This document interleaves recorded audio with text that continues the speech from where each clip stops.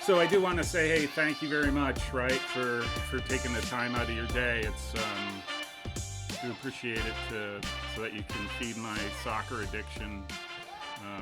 So yeah, thank you very much. And listen, thank you.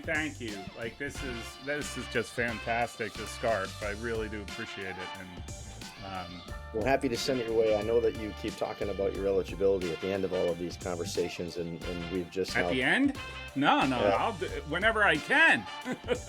suddenly that becomes a violation. So let's. Yeah. No, I'm glad that you're able to get it and hang it up there. That's a pretty cool gesture. No, thank you. No, but thank you. That was just I appreciate it. Like I mentioned, I have some ideas. I want to figure out a way. I got to get another camera because, anyhow, just fix up the background a little bit to showcase a little bit way too much Division III soccer paraphernalia that I've collected over the last year. So That's exciting. that's gonna be some work. Hey, so you've been at Augsburg since what, '04? So Yeah, that 2004. puts you 18 years? 19, yeah, 19 seasons. 19, wow. Obviously, COVID wasn't much of a season, but No, 19. right. No, wow. So maybe you could just start out by just saying sort of how did you end up there, sort of your soccer journey. Yeah, I think I arrived at an institution that really at the time didn't have much of an investment in at least this athletic program and the men's soccer program. So I think Mike Navarre, who was recently our women's coach, was serving in both capacities as men's and women's coach. He was teaching classes. He was doing game management. Oh my gosh. He was managing some of our athletic facilities concurrently. So I think there was an evolution and a change coming. I came from a high school program. Actually, I played at Gustavus. Then I was a graduate assistant there for 2 seasons under Larry Zelenz, who was just a tremendous person to model some of the things after. And then I went to Bloomington Jefferson, which is a high school in the Twin Cities. And at the time, really one of the best, most established, and most reputable coaches was there. Danny Storlean's his name. And I just wanted to learn from good coaches and good people. So I went and worked for him. Then the next year I became the head coach at a school called the Academy of Holy Angels. And we had a little bit of success. And somehow I was named Coach of the Year for the state of Minnesota.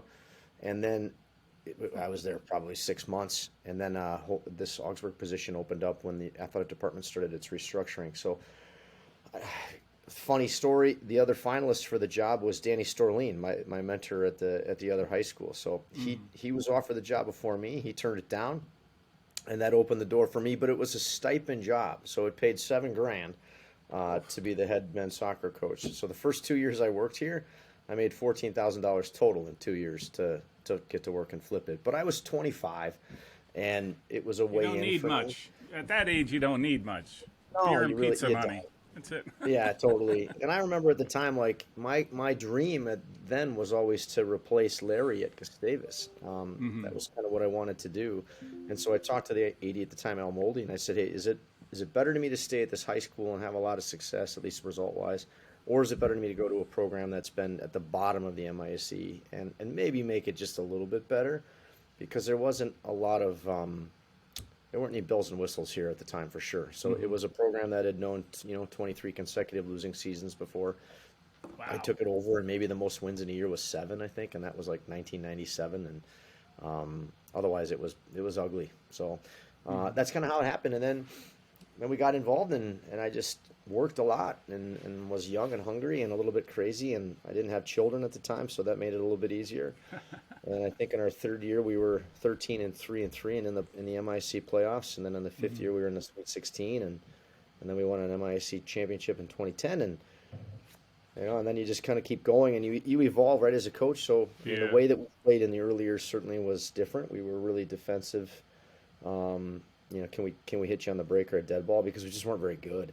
Yeah. So we had to play in ways that got us results. And then we evolved in 2014. We weren't very good, and it was hard on my eyeballs to watch. And so I just kind of had enough of playing in the way that we had played from the early years. And so we reinvented who we were and how we wanted to do it on the field. And that obviously takes some time. And fortunately, I had built some equity here that I that had an athletic director that supported that and gave me the freedom to be able to play in a way that I knew would take longer for us to, achieve some results. And in the second year, I think we got back in the playoffs, and then we were back in the NCAA tournament in a couple of years after that. So it's and we're still rolling in that model now, and it's just so much fun to be around. So, and we have really good players now. We're just fortunate to have, we're in a good market, and it's fun. I mean, we may not win championships all the time, but we're going to play real well, and it's going to be easy on the eyeballs, and we're going to love what we do.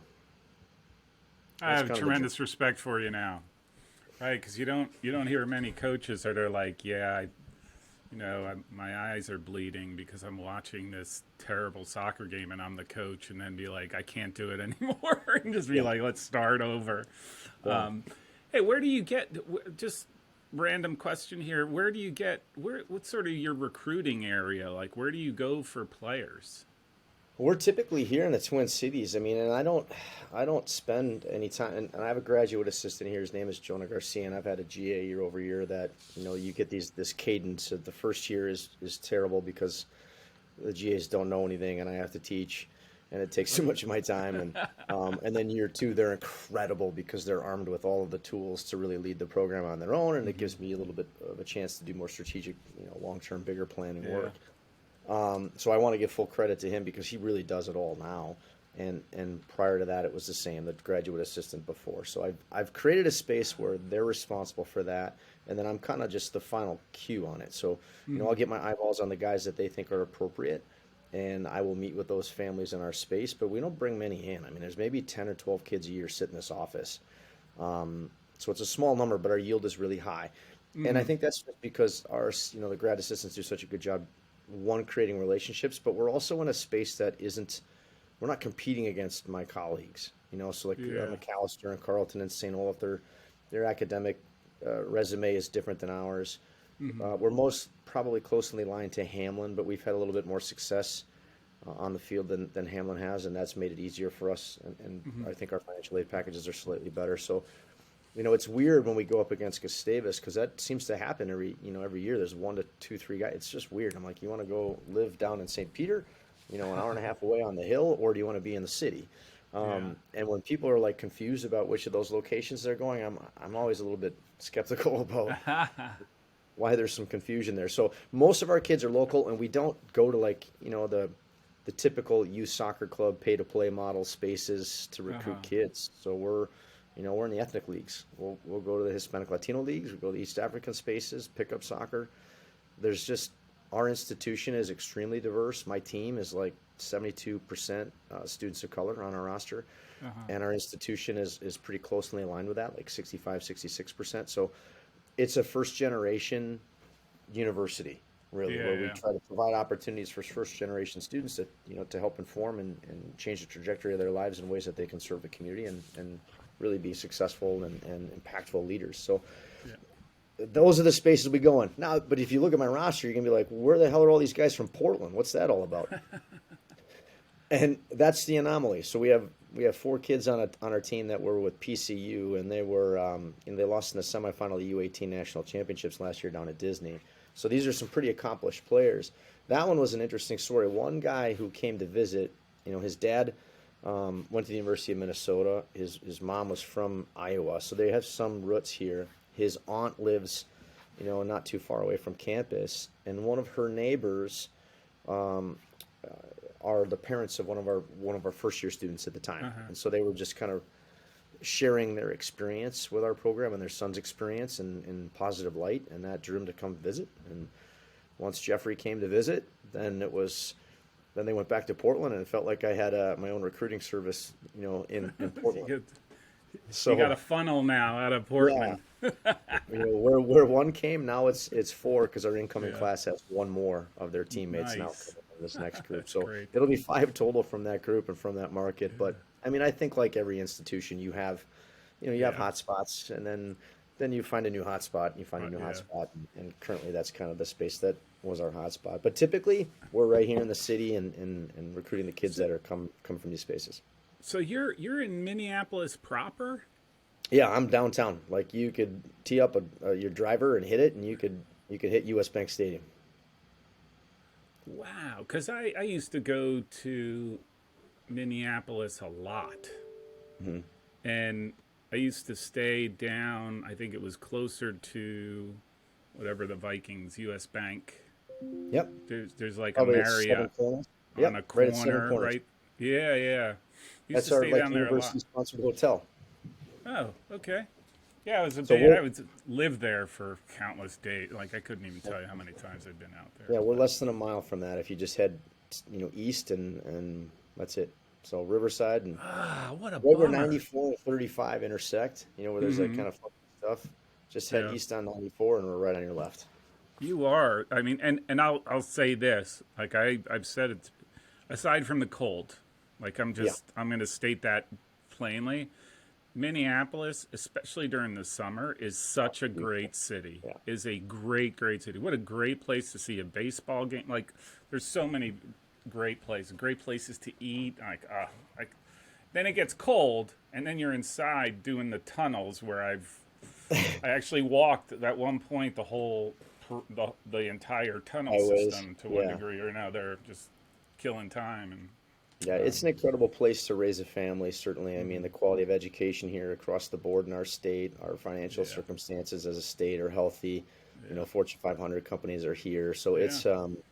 Minnesota's a great place, but there is a 12-week window, 8 to 12 weeks where it just sucks. It is brutal. I got snowed in countless times. Yeah, like, and they're like, "Yeah, you're flying out tomorrow. Don't worry." I'm like, "No." I'm looking outside. No way are we flying out tomorrow. And then the next day, they've done everything. It's like, "Yep, you're out." Amazing. Yep. Let me ask you something. Since I mean, you've been in the game. It's interesting that you've been at the high school level, and now you've been long tenured head coach. Do you think players have changed? Like, have they either gotten better, smarter, more technical since the days when you started out as a coach? Or maybe even Yes, as you as a player, right? Like, just you as a player. sure. Yes to all of those questions. But I would say this: they don't have the mentality that I had as a player, or that my teammates or my opponents had as players. They don't have that same mentality. But I think that's probably why 25 years ago we were good, not because necessarily we understood like the nuances of the game. We had decent soccer IQs, but not super high, and we weren't as clean as these kids because we didn't grow up watching soccer. I mean, the first game I watched was like a Bundesliga game on Channel 2 when I was like 11. So you never, and then the World Cup in '90 was the only time I ever really. So I recorded every game and had VHS stack of them, and they're probably still in my parents' basement somewhere. But that was the only soccer we ever got to watch and emulate. So it was really hard for us, I think, to have the idea of what it can look like or what it should look like. Whereas the players today have access to just absolutely everything. I mean, my Everything. my own kids are the same way, and it's fun to watch them play because they're, my oldest son's 13. He's way the hell better than I ever was. Yeah. But it's, yeah, no, they're cleaner, they're quicker, they're crisper. They have a higher IQ. They understand the game a bit more. They have players to emulate. But the psychological edges, I think, is gone a little bit. I don't think this group is resilient, certainly as they've progressively getting less and less resilient, unfortunately. They don't seem, and I think it's just like there's a wealth of things to do now to distract. Like I was really singular. Like I was focused on the game, and that was it. And nowadays, I just don't get that sense as much anymore. And I think they can easily get distracted and don't have that hunger and that drive, right, to be better and to play more. I was playing every day. I'd play 2 games, 3 games in a day if I could, right? That's the nature. It is curious, that the players who probably aren't junkies and don't have soccer or football like on their mind 1st, they Yeah, won't make it through, yeah, at least our program through the course of 4 yeah. seasons. But the ones who sound like you a little bit more, they just want to play and want to play, and they're okay getting up at 5 in the morning because they want to play. Yeah, Yeah, yeah. then they'll have a They'll more figure it meaningful. out, right? And then they'll drive. They'll make sure that they're there. Yeah, Yep. yeah. What? Okay, so shifting over to the season, what? Right off the top, without prompting, what is your sense, or when somebody asks you, "How did your season go?" What's your response to that? I would say that we had a tremendous amount of fun. We had so much fun. We enjoyed the time that we spent together. the highs, the lows. We enjoyed how we played. We're very proud of it.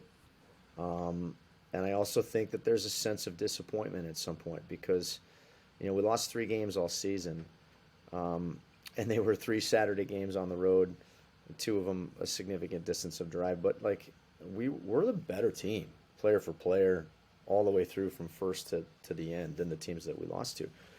But we conceded set pieces early in all 3 games. So away to Glasgow was a corner 2 minutes in. Away to Concordia was a long throw 5 minutes in. Away to Bethel was a long throw 5 minutes in. Oh. And when you play against teams that, like, and I think Casey alluded to this the other day when he had him on at Eau Claire. But like we're usually going to have the ball, and we're going to impose ourselves for the most part in the way that we play. But you can get your structure right that makes it harder for us. And if you can grab one, and hit us in the face first and sit back and block it off, you're going to get a chance to get another one because we have to take even more risks to come forward. Yeah. In some of our results this year, we missed a penalty away to McAllister in the 83rd minute, and that was a 0-0 draw. We missed a penalty away to Bethel, and that would have put us at 2-1 with all the momentum. We scored more penalties than anyone else in the country. It was incredible. We scored 10 PKs this year. I think we drew 13, which led the nation. Because we're just brave and risky, and we're going to get into dangerous spots, and our players are capable of, forcing you to stick a leg out. So it was a little bit frustrating to say, like, I don't feel like, we believe we were one of the best teams in our league, and in the region, and maybe beyond that even. But we're still pretty young and naive too, and so. Sometimes when you want to impose yourself on others, you don't necessarily think about the things you need to do to win.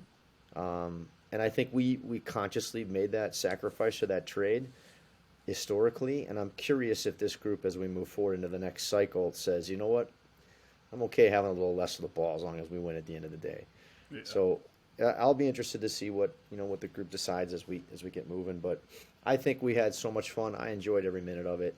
I'm a little disappointed we weren't playing in the postseason. I feel like there was some sort of injustice there, but that's part of life. And you know what? Those are the things that make you better, and you have to learn and grow from it. Were you one spot away from the playoffs? Is that? Yeah, we were tied for the last playoff spot. And we got bumped out on a tiebreaker. So your last game was a big deal. Yeah.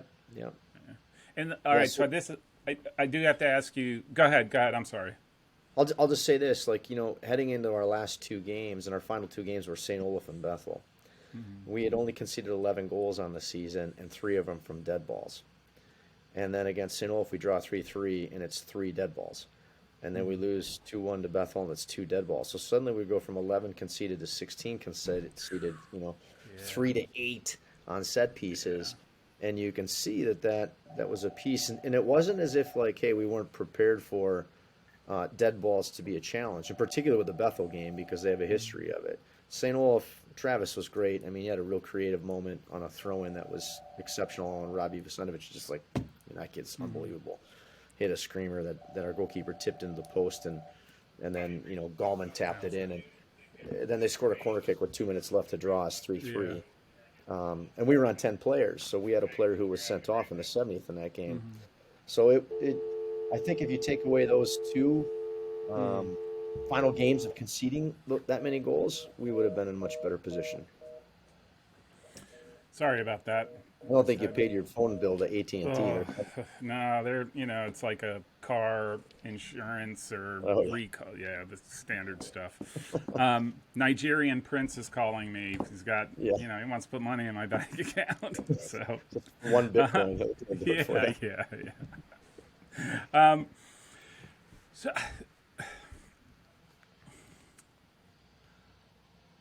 I'm going to ask this. I've never asked this before. But what is it about the long throws that throws so many teams off defensively? Well, we're not big. We don't have any height. We're little guys. So, we don't really have anything to be able to deal with it. To get on the front and back side of the target, that's on the corner of the 6 or off the front post and squeeze it, and then you cover there's structure that's in play, and I think everyone's aware of it. It's just a matter of mano when your opponents are all 6'2", 6'3", and you're 5'9", 5'10". For us, we can't concede the throw-ins in the back third. We can't foul on the defensive half of the field because it's an opportunity created for the opposition. So, in some ways that's on me, certainly for not providing balance in our team. but I also, again, just really like how we play. So, Yeah. I'm okay with that. I'm yeah, just yeah, curious, like legit curious, right? Like, here's the thing that I've been another one. I have a lot of like just weird theories, just probably because I watched too many games over the last couple seasons. But I my biggest issue with the long throws isn't so much that teams get scored on it. I totally appreciate. I think a majority of the long throws I watch are downright illegal. Guys either stepping on the field, guys have advanced 20 yards that shouldn't. And then I'm still questioning the whole twisting of the ball and all that kind of stuff that just doesn't. Again, maybe it's old school, and I'm a ref, so I'm not.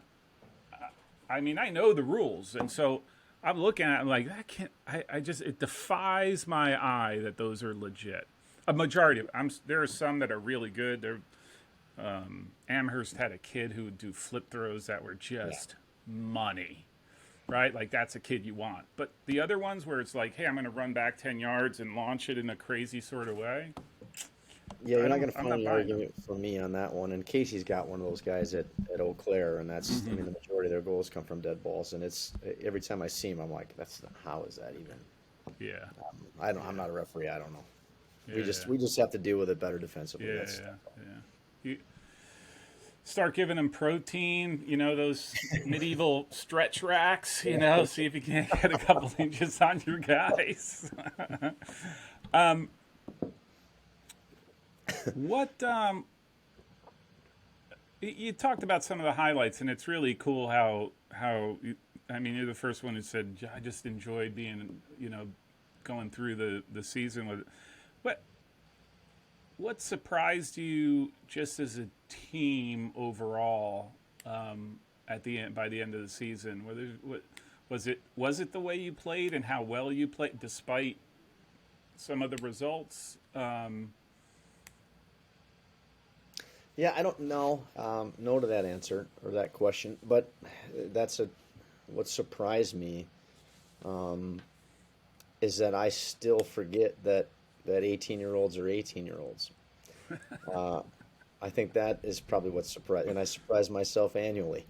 That these things that occur away from our playing surface are going to have an adverse effect on the performance of these guys, Mm-hmm. and it's we have to do I have to do a better job of being a little bit more aware of, okay, this one, what the hell, why does he look like that right now, what's going on, and what happened with that relationship last night, and what happened with that exam or like, those are the things that bite me every year, because I think if you said player for player, here's our football, we're going to go out and go, I love what we have, and then there are moments Yeah. where, what in the hell is going on here? And it has absolutely zero to do with the soccer. So that that is the continuous surprise, the gift that keeps on giving, right? The surprise Yeah. that keeps on surprising. Um, that's about it. I don't know Yeah. that there was much to be revealed about this group that I didn't expect or didn't see, Mm-hmm. because it's such a positive group. Yeah. It's funny. I tell this story all the time. Like I coached an Ivy League, helped. Well, I was an assistant on an Ivy League team for a number of years, and some of the smartest kids I've ever met. Like, I mean, why it's such an impressive place, right? And why these kids graduate and become, captains of industry and all that kind of stuff. Hmm. But there were moments where it would dawn on you like they're just 17, 18 years old and they're dumber than rocks, like they could tell you how a rocket takes off and the gravitational and all that stuff, but then you're like, hey, you want a cheeseburger? They'd be like, well, I don't know, like, oh, I can't figure, like they just sort of go into this what my kids do, Yep. like, Yeah. so anyhow. That frontal lobe is still developing. Yeah. That's it. Um, all right. So let me ask you. You had the 5 ties. Hmm. Now, what are your thoughts on the no overtimes? Do you wish you had the overtimes to settle it, or are you okay that these just went to ties and? I'm like Enzo from the North Central Mhm. interview you had last week, and I'm okay with it. I think that of our ties, we tied with Central like maybe one of our first games of the year, and full credit to Central. And I think sometimes you play opponents who the game could be lopsided, and the group does everything they can to hang on to a result, and I think they should be rewarded for that in some way. Um, because I remember when we were on the end of those results, and the St. Olaf game was just an incredible soccer game, and a draw I think is a fair result. I think the Gustavus game, there was some injustice there at the end, but still it's a great team and it's fine. Good point. Um, the McAllister game, we missed a penalty, so we deserve to be punished for it. And I don't remember the fifth time, but I'm okay with it, and I think that in such a condensed season, it's really hard to get 18 games in. Certainly with some of the restrictions our league puts on us too, and when our playoffs begin, and how that all works out, and making sure that we get adequate rest for the guys in between performances. And Mhm. I don't like the NCAA in the sense that you get what Loris did, a bunch of years ago, where there's 41 guys playing in a game and there's three subs, three guys per position being changed out in the Yeah, first yeah, half. yeah. And it's not. It's just Line becomes. changes, right? Like Yeah, it's just. everybody off, everybody I don't on. know what the heck they called it, like swarm or something like that. And Yeah, it's effective because the rules allow it to be effective. And then when you're up yeah, 1-0, you just change every 40 seconds and you yeah, break the rhythm of the game. So you've done what you need to do to win within the rules. I get it, yeah.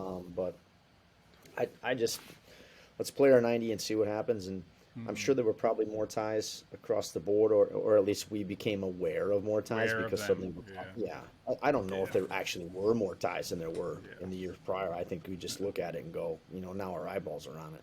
yeah, So I know that you're a little bit more of an advocate for playing it out because the piece of that on-field celebration, that piece is missing for sure because that was a yeah, really cool thing.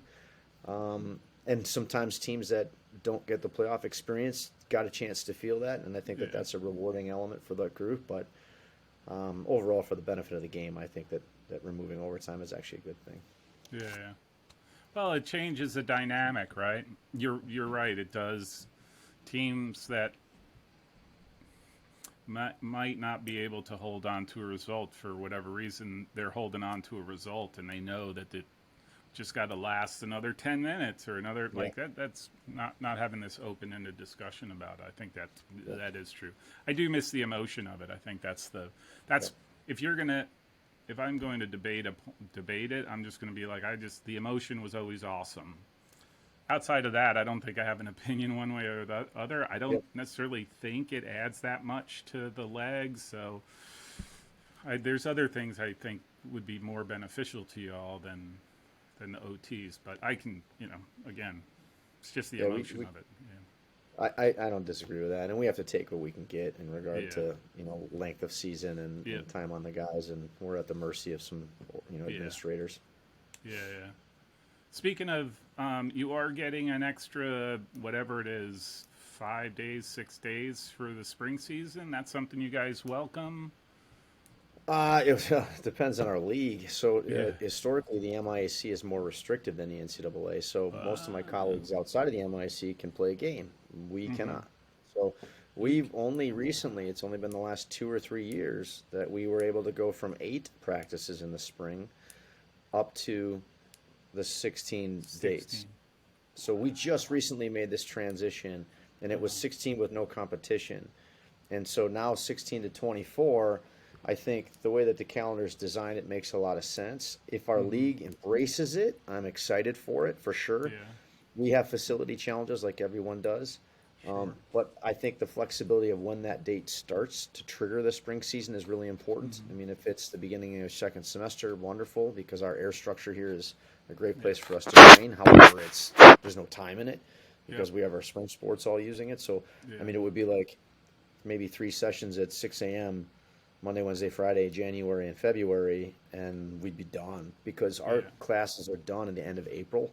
Oh wow. So, that's another issue too for I think that competition date is that even if we were to have a competition date, we'd probably have to play a men's league team and not another Division III university or like Yeah. university, because they're not going to play until May, Yeah. when the weather's more conducive and we're done. So we're home already. So you guys put up. I'm just curious. You guys put up the bubble when the winter comes, because Yeah, that's we what. do it like this second week in November, right around the Yeah. first round of the NCAA tournament. So I mean, it does give tremendous flexibility. That alone, right? Like just the it's opportunity is, especially it's up there massive where for I'm us. sure you guys get so much snow that it would make it impossible to play otherwise. But we have some auxiliary rental requirements too from the universities. So I have Hmm. that's my secondary responsibility. So I have to generate revenue and rent it. Oh So wow. that takes a lot of time away from our Yeah. athletes, and Yeah. to train on their own from 6 o'clock to 11:30 at night. That thing's full with rentals and revenue. Yeah. So it's there's some other things that handcuff us in regard to Yeah. facility stuff. But overall, I think we would welcome those changes, and I think every university is going to have its own, hiccups or obstacles, and it's for each of us to decide what the best route is for us on our own. And Yeah. I'm not a big advocate of, preventing things from occurring because it doesn't suit my particular place. Like, Right. I think we should just say yes, and then everyone decides on their own what they actually want to do or what they're able to do. Yeah. And for some, it'll be different, and the NESCAC will be different for sure. Oh So yeah. that's okay. That's okay. Yeah. That's why they're the NESCAC, right? Yeah. Like uh, um. So. All right. So now you're up to 16 practices. So and nobody in the MIAC can play a game during that spring. Wow, That's I didn't know correct. that was the league rule. Wow. Yeah. Okay. Because I was going to ask, would you have preferred like two more games? And obviously, you would have just like I, won. I will Yeah. take anything. I will take anything. Yeah. Yeah.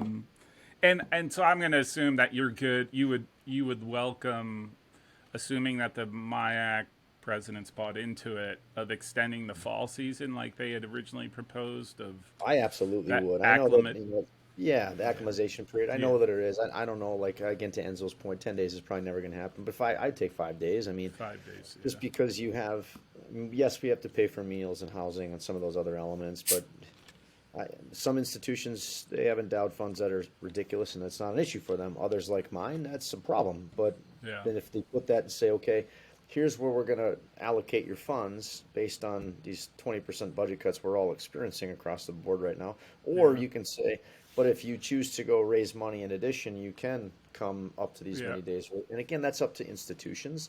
So Yeah. I think policing it at a micro level is a problem. So let's just say, yeah, let's get this acclimatization period, and then each of us decides how many days we choose to come. Instead of saying, well, there's this inequity or imbalance that Yeah. these No. 5 places can't do it, so therefore no one can. Yeah. Um, Yeah. I'm not in favor of that. Yeah. It should be, I'm just making it up, right? Like a 10-day window.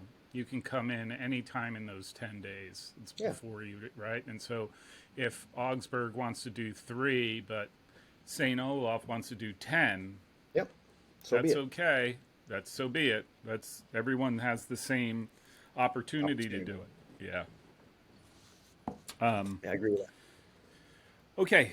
So you went 10-3-5. You came in 6th in the conference, and so it was a tiebreaker that held you up. What is it? 4 teams qualify? 5 teams? 6. Yeah, 6. So we had Okay, yeah. one and two had a bye.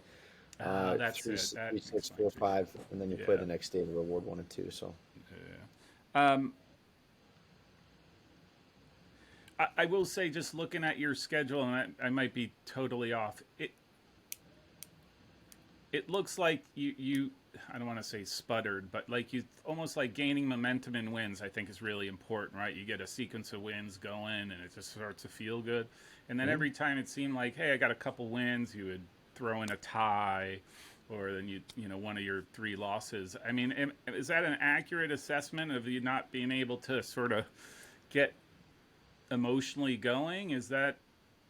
Did you experience that, or am I just smoking some funny stuff?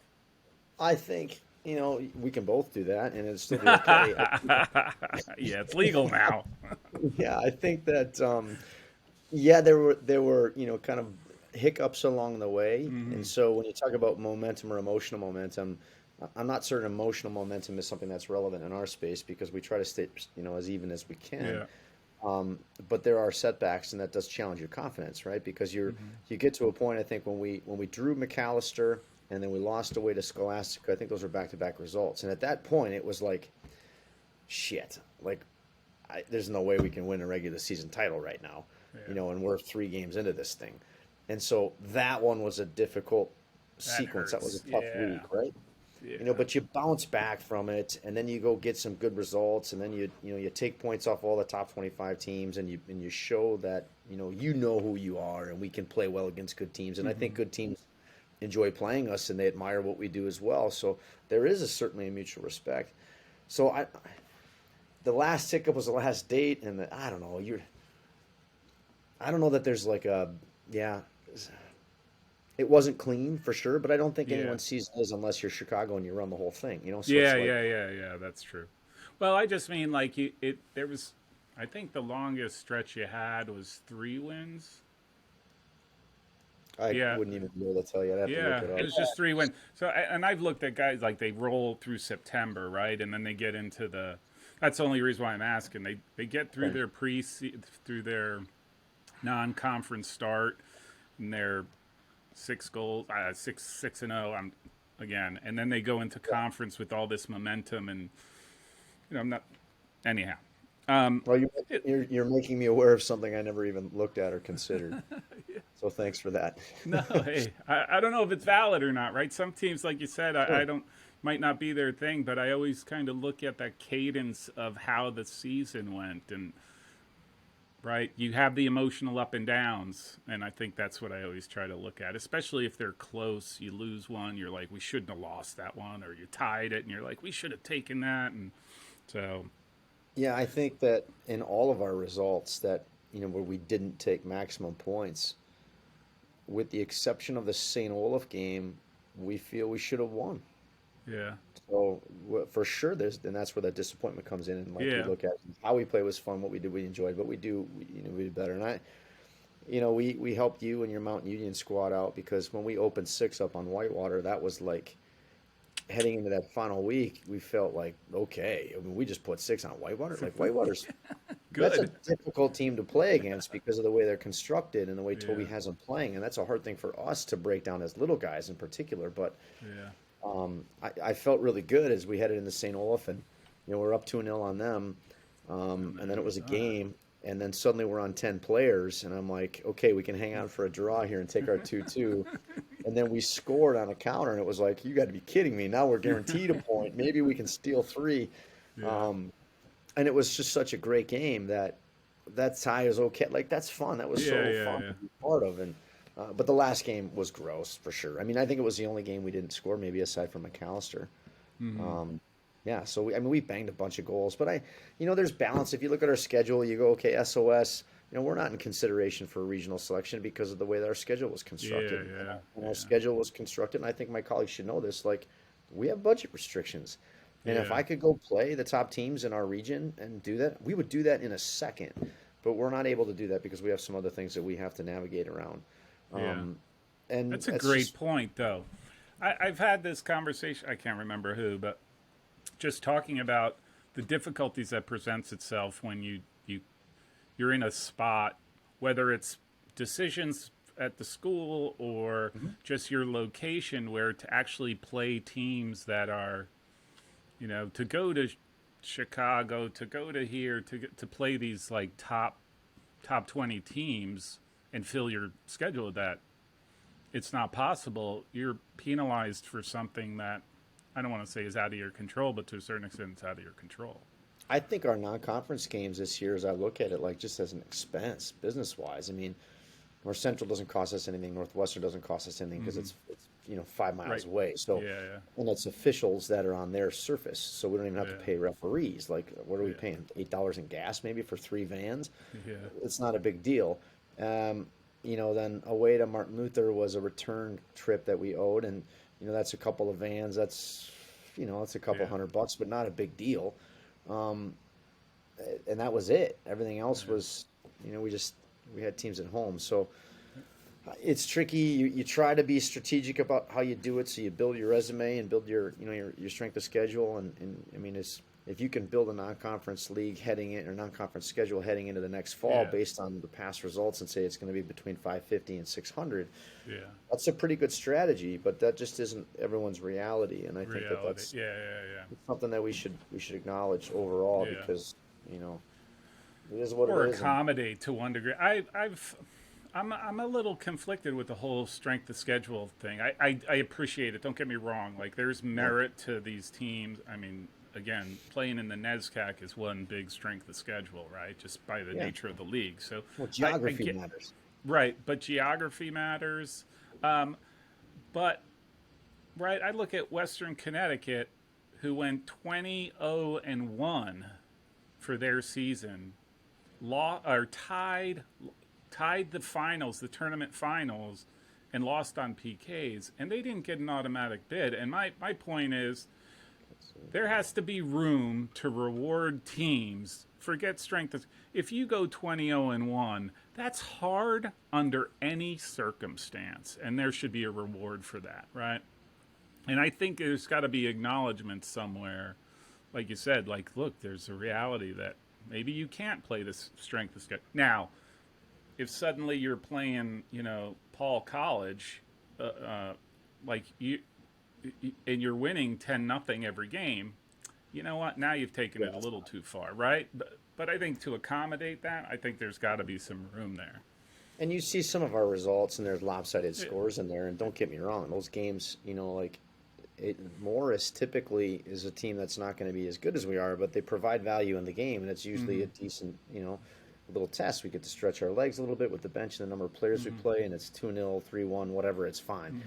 For some reason, I don't know if we went down 1-0 like a minute into the game, and then it was like, okay, that was a mistake. Like now we're angry for some reason.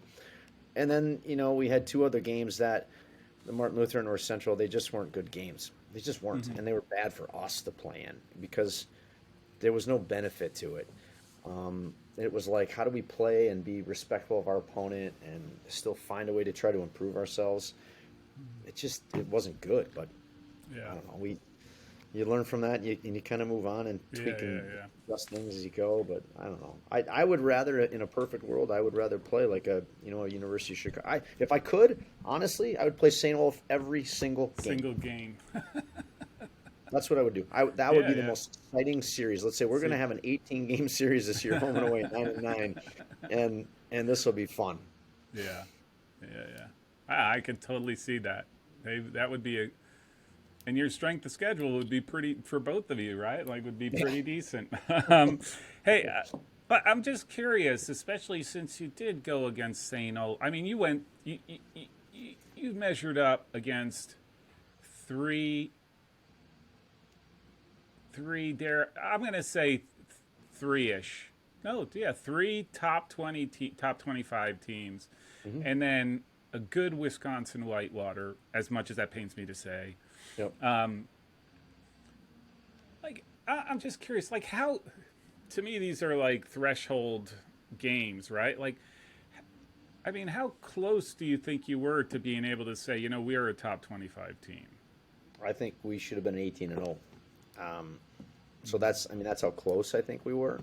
Right. But the margins, are small, right, in this game, in this level. And as I alluded to earlier, 18-year-olds are 18-year-olds, and some things happen away from the field that you learn about later that it is what it is. And that's part of this journey for all the guys, and certainly for me too, and for all my colleagues who have similar experiences. I think we all believe in our groups, sometimes a little bit more objectively than others, but this was a great team. This was a really talented, good Augsburg team, and we could have won all 18 games.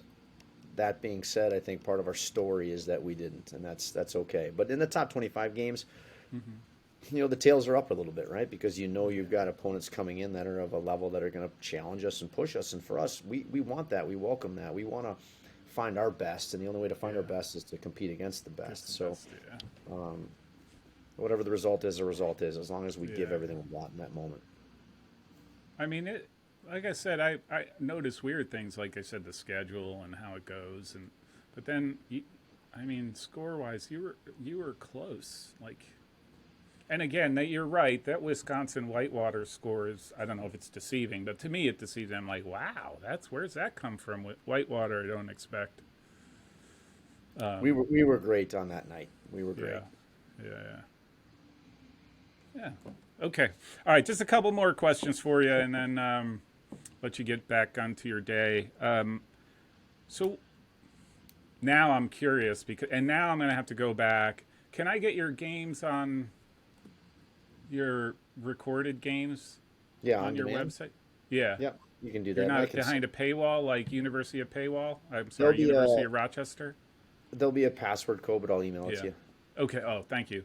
Because now I'm curious to how the way you explain to play. So this question lines up with that very well. Like, your plans for the spring?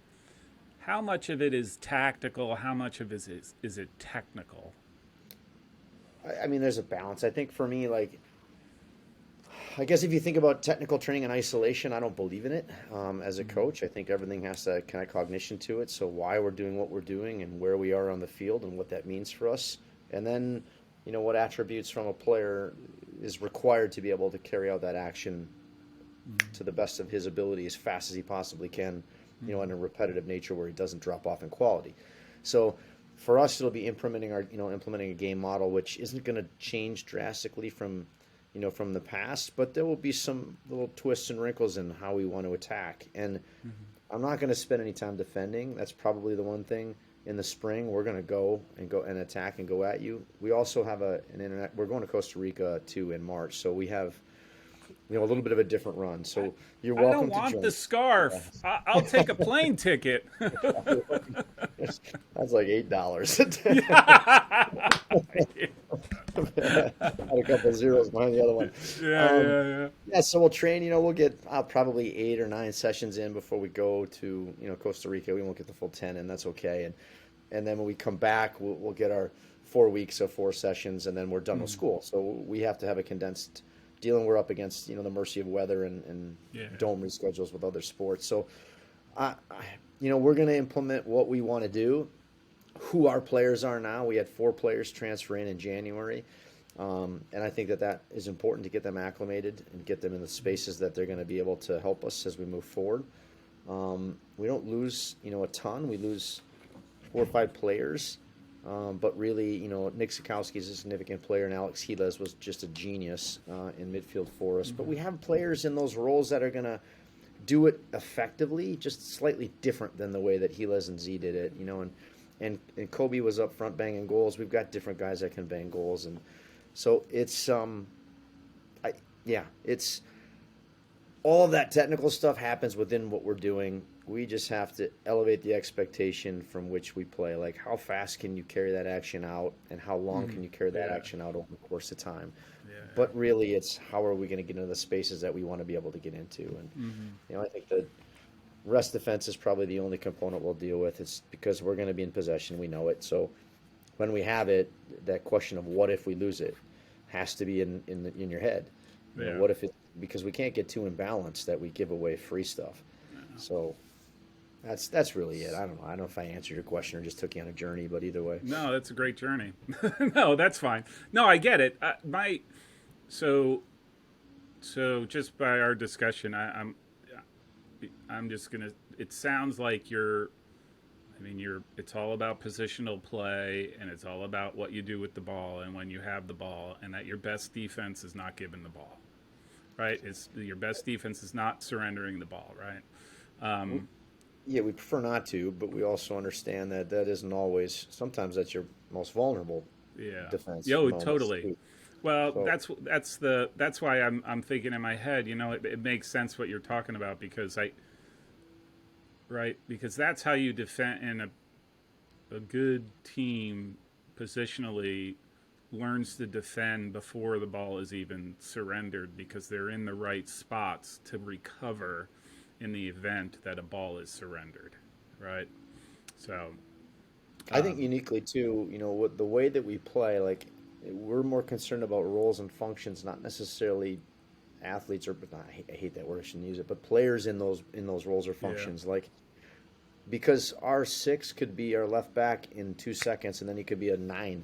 three Yeah, minutes yeah, later. Like there's yeah, interplay. So, a little bit of the old school Dutch stuff, but it's we need to understand what functions and responsibilities do we have yeah, and how can we handle all of those. But who does it, I don't care.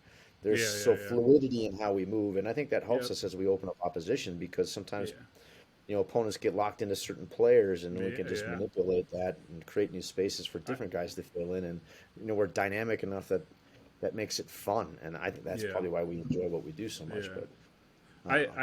I would I would say that that's the biggest value to that of just like you said, that fluidity is that players have a tendency to get locked on to their guy.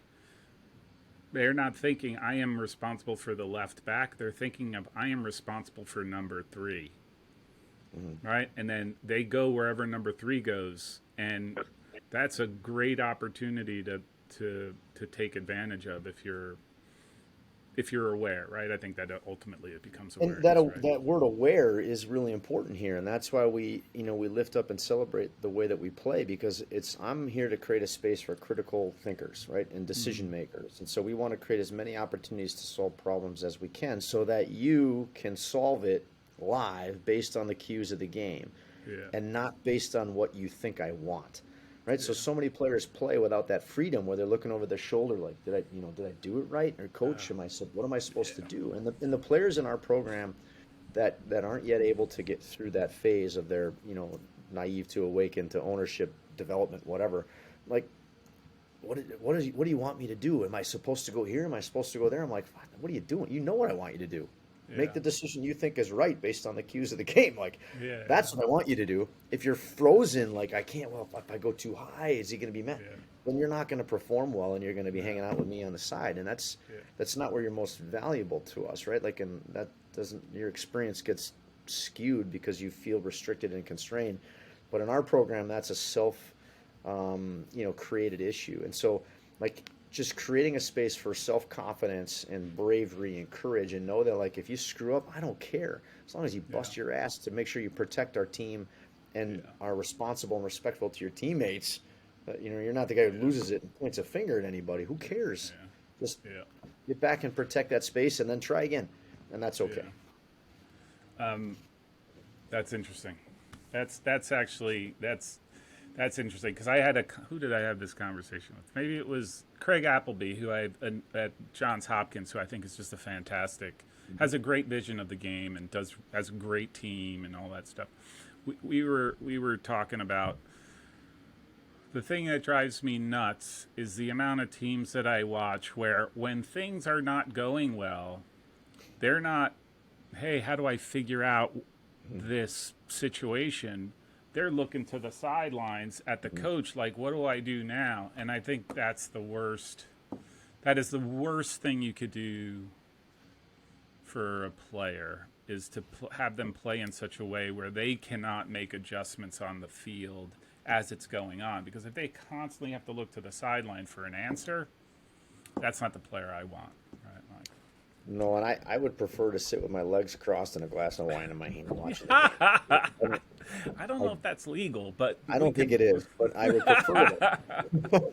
So, Yeah, I mean, yeah, yeah, certainly there are moments, right? Like there are amygdala moments where there's emotional outbursts, there's whatever, yep, and then you get up and you have a statement or you do something, and sometimes you're like, yeah, "Oof, just sit back down here." But ultimately, like, is consistent and as just clean as I can stay, then it just empowers our guys a little bit more. Certainly, yeah, it's fun when you give them a little boost and you can see the reaction from that yeah, boost. yep, But like even Jurgen Klopp is tired. Look at this guy. I mean, yeah, you, there is a limit to players living off of managers' energy or living off that yes, person. And absolutely, and I will say absolutely. this too, as somebody who's been doing this a long time, and like I said, I have 4 kids of my own. I don't have the energy to be running up and down and screaming and doing all this stuff. I'm like, forget it, man. I'm out on that. I did that when I was 25. I'm good. Yeah, yeah. You know, another another coach I spoke to, legendary Jay Martin at Ohio Wesleyan, Yeah. great insights. He sort of was like, you know, uh, celebrate. I'm good with all positive. If he's going to say something, he tries to be encouraging all the time. He goes, Mhm. he's like, I don't yell at anybody because you don't think that they don't know that they made a mistake? Like that's, like we'll deal with that afterwards. So he's like pretty much on the sideline, doesn't say much, doesn't just lets the game develop and let these guys figure it out. So I agree with that. I mean, you turn the yeah, ball over, that's a natural you know, consequence to a decision. yeah, So it's yeah, either a decision or an execution of an action that broke yeah, down. One of the two things, and that's for you to decide. yeah, And if it's a decision, then you alter the decision. And if it's an execution of an action, then you have to, yeah, perhaps we train that a little bit more time, more repetition at a higher level so that you're yeah, able to execute that more effectively the next time. yeah, That's part of growing. That's part of yeah, evolving and yeah, getting better. yeah, yeah. Hey, I do. Okay, so I don't. It's not the last question. So you had mentioned you had a couple transfers. I'm just is. Can I ask? Is there are they kids who were at another soccer school and decided to come back? Are they kids that you got through the portal? I'm just Yeah, I don't. curious. Like, Yeah, they came from other institutions. I do not look at that portal at uh all. huh, I have zero time for it, because I don't think it's as personal as our program is. So, two players came to us from Northern Michigan University. That's Division II school, but they were players that we recruited originally, right? And mm-hmm. they went away and played and have come back. Mm-hmm. Another player came from an institution in our league, and he was a deposited student at Augsburg in July. And I Mm-hmm. told him, look, we just don't have any room. Like, Mm-hmm. we like you, but we don't have any room. So he went to the other place, started and played 18 games, which was better for him overall. Mm-hmm. And then in January, he decided to come over here, and Come of back. course Okay. now there's room. And so actually, it was a really Yeah. good move from him. And then the fourth one came from another institution in our league, and he wasn't somebody that I recruited initially, but I think he was uncomfortable. He was one that chose that town a little bit farther away, Yeah. and missed the city and needed to come back to the city. So, Yeah.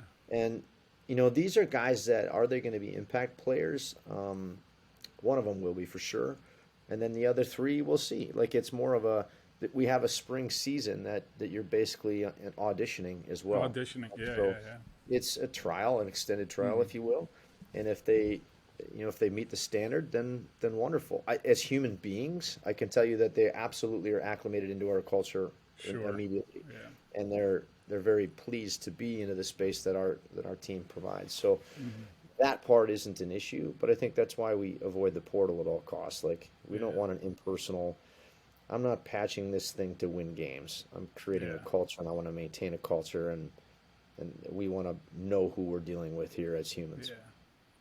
That's a great point. I forget who I was talking to about that very same thing, and they're like, I don't do it much. And if it's some kid's going to transfer, it's probably because I recruited them in the past. That's about the only time that they're going to take a transfer because they don't.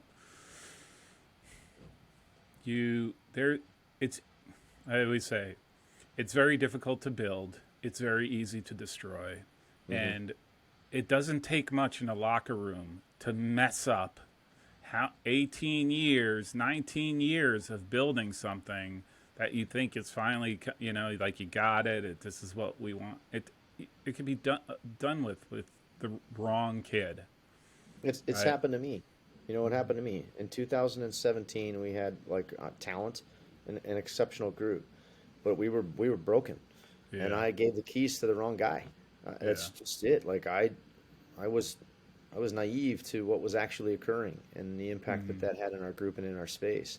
And then yeah, when I was made aware of it, um, I took back yeah, over the program. And so I think yeah, it was yeah. like November 1, I cut 8 or 9 guys on the first day of November and said, you're out. And everybody Really? else, we're going to start working out at this time of the Wow. day. And if you're not there, that's your choice. But, being a part of Right. this program is a choice too.